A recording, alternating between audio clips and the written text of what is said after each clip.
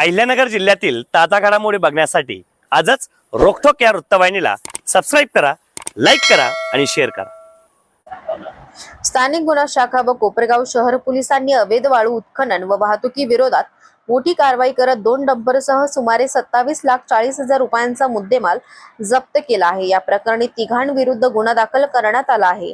पोलिसांनी दिलेल्या माहितीनुसार 30 जून 2026 रोजी रात्री 11:30 ते पावणे 12 वाजेच्या दरम्यान टाकळी फाटा तालुका कोपरगाव येथे ही कारवाई करण्यात आली।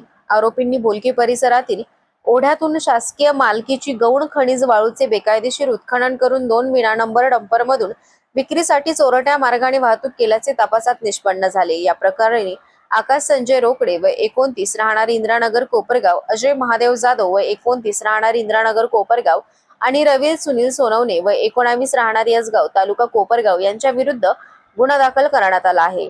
कारवाई दरम्यान 2 विना नंबर डंपर, त्यामधील अंदाजे 4 ब्रास शासकीय वाळू असा एकूण 27,40,00,000 रुपयांचा मुद्देमाल जप्त करण्यात आला आहे। या प्रकरणी कोपरगाव शहर पोलीस ठाण्यात गुन्हा रजिस्टर क्रमांक 358/2026 अन्वये भारतीय न्याय संहिता कलम 303(2), 3, 5 तसेच पर्यावरण संरक्षण अधिनियम 1986 अंतर्गत गुन्हा दाखल करण्यात आला असून पुढील तपास पोलीस निरीक्षक उद्धव डमाले तसेच स्थानिक गुन्हा शाखेचे पोलीस कॉन्स्टेबल दीपक मेढे यांच्या मार्गदर्शनाखाली पदवीधर पोलीस कॉन्स्टेबल YK सुंबे हे करीत आहेत।